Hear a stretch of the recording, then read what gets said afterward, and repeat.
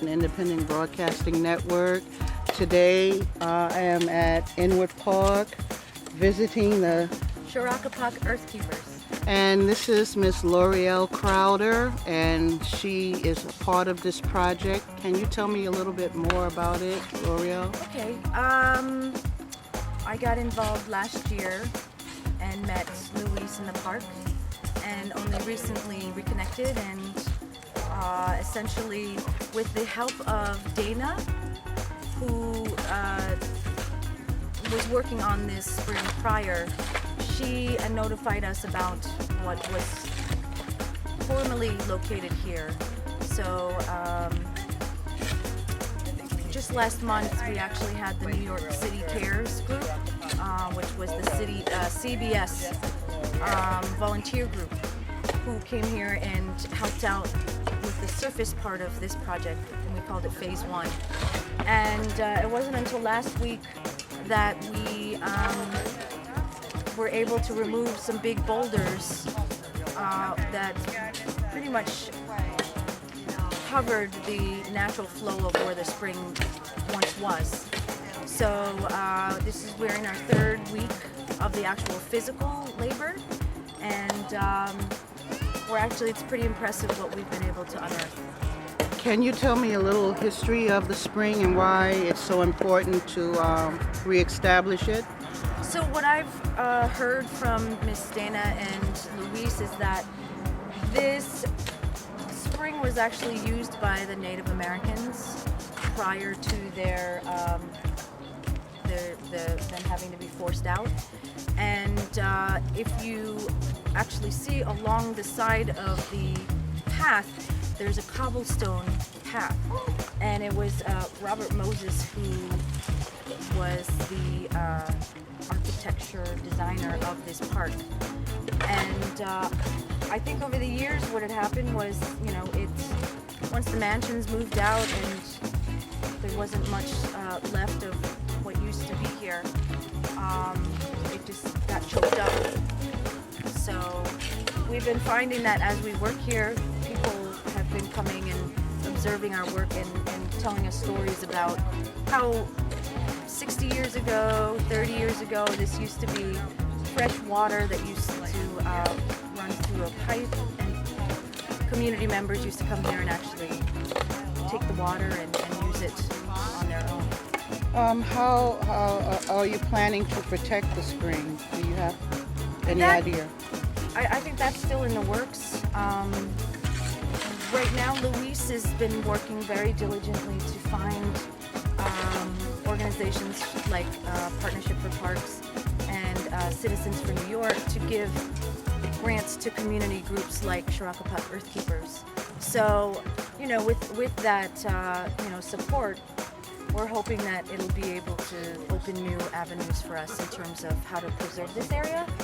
So, and we've also been very, fortunate that we have allies with the city Parks and Recs folks. So we have met a couple individuals who we've been in communication with, particularly when it comes to, borrowing their tools, and that's a big piece. And so we're hoping that with that collaboration that we'll be able to have a clearer picture of how we can preserve this space. How many volunteers do you believe you have doing this project? Physically, it's small in numbers, but as of today, we've grown exponentially. So, it's been Dana, Luis, Serge. I call him Big Pun, but his name is Luis as well. And myself, and then people that just see us working. Okay, how can anyone come and sign up and volunteer? Yes, so we have an email. It's called Inwood Earthkeepers, INWOOD, earthkeepers@gmail.com. And you can also find us on the Facebook under Sharakapok, Earthkeepers. Well, it was wonderful meeting you here. This is actually where Manhattan was supposed to have been sold for $24. That's still debatable between the Canarsie Indians and the tribes that live here. Also, we have a annual Thunderbird powwow here every year, and it's a wonderful place for everyone to come and bring their families. Oh, yes. A lot of good history. This also served as a makeshift reservation many years ago by a Cherokee woman. But we'll get into more of that next year. Louis, would you like to say something? All right, we also have Mr. Louis Ramos, my friend and activist. He's going to come to the camera. Thank you, L'Oreal. Thanks.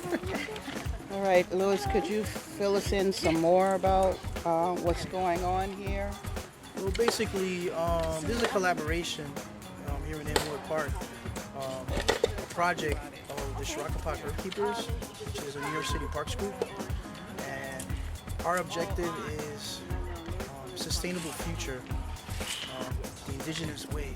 And what does that mean? Basically, as we're working here, we're trying to restore the ancient springs that the Lenape people have protected for thousands of years. In recent history, the city kind of closed it down, but we're bringing it back because there's a lot of flooding that occurs here in the park. And also, water is sacred, part of our laws, right? The sacred water, the air, the earth. So this is going to be our ongoing project to bring back the springs. There's many sources in this park, but because of neglect or just lack of people working the land, the springs are they're dormanted, but they're coming back. So once the spring comes back, the birds come back. You see the birds taking baths. Yeah, you hear the music. beautiful. Yeah, that's the sacred songs, right? The birds. So our objective is, to be indigenous people is to live in unison, in relationship with the land. We have to listen to the land. We have to be in a relationship. So once we started taking all the years of all that mud and compost stuff, we started removing it. The waters are coming back. They're coming back from the earth. So this is why we're here. It's a relationship. So it's beautiful. Look at the forest, but the forest needs our help as well. So that's why we're here. How long is spring? Can you tell me how long it will run? Okay, there's 3 sources. Right now we have one source that's moving right now. Eventually it's going to come down towards this swell, and it could eventually go all the way across this park, all the way down to the water, the salt marsh. Especially after it rains. After the rainstorms or something, we're going to get a lot of water. And actually there's a trail that leads almost up to the Indian caves. If you follow this trail, and there's a lot of garbage along the way that we also have to pick up. I'm talking about years of just neglect. The Indian caves, are there any markings in there for the public to see? I heard there's markings inside the caves, but a lot of that was boarded. I mean, it was closed off. Closed off. Yeah, I guess they wanted to, vandalism. They wanted to prevent people living in the caves. Sometimes they do. The outside of the cave, it's still active all these years. Could that be a future project? Oh yeah, definitely. Oh, we're constantly cleaning around. So if we're not here, we're around the park picking up garbage.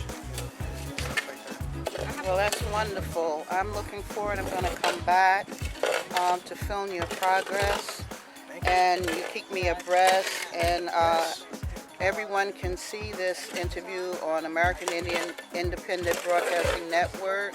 You can find me and Google me. You can find Fiber Grey Wolf. And Louis Ramos is a famous activist of remembrance of the Taino people.